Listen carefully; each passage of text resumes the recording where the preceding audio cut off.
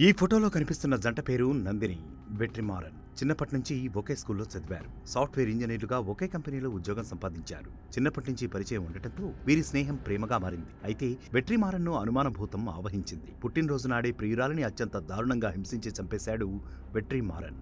ఈ దారుణ ఘటన తమిళనాడులో సంచలనమైంది. 8 నెలల క్రితం ఒకే కంపెనీలో సాఫ్ట్వేర్ ఇంజనీర్లుగా జాయిన్ అయ్యారు నందిని, వెట్రిమారన్. అయితే కంపెనీలో కొందరు యువకులతో నందిని క్లోజ్ గా ఉండటాన్ని చూసి కక్ష పెంచుకున్నాడు వెట్రిమారన్. ఎలాగైనా నందినిని కడతీర్చాలని నిశ్చయించుకున్నాడు. నందినిని పుట్టినరోజునే డెత్ డేగా మార్చేందుకు ప్లాన్ చేశాడు. తాళంబూర్లోని నందిని ఇంటికి వెళ్లిన వెట్రిమారన్ ఆమెపై దాడి చేశాడు. గొలుసులతో కట్టేసి బ్లేడుతో గాయపరిచాడు. ఆ తర్వాత పెట్రోల్ పోసి సజీవ దహనం చేశాడు. మంటలను గమనించిన స్థానికులు పోలీసులకు సమాచారం ఇచ్చారు. ఘటనా స్థలికి చేరుకున్న పోలీసులు నందిని మృతదేహాన్ని ఆసుపత్రికి తరలించారు. నిందితుడు వెట్రిమారన్ను అదుపులోకి తీసుకుని కోర్టులో హాజరుపరిచారు. సైకో కిల్లర్ కు కోర్టు 14 రోజుల జ్యుడిషియల్ కస్టడీ విధించింది. నందిని హత్య కేసు దర్యాప్తులో పోలీసులకు దిమ్మ తిరిగే విషయం తెలిసింది. వెట్రిమారన్ నిజంగా యువకుడు కాదట. నందినిని పెళ్లి చేసుకునేందుకు ఆపరేషన్ చేయించుకుని పురుషుడుగా మారాడట.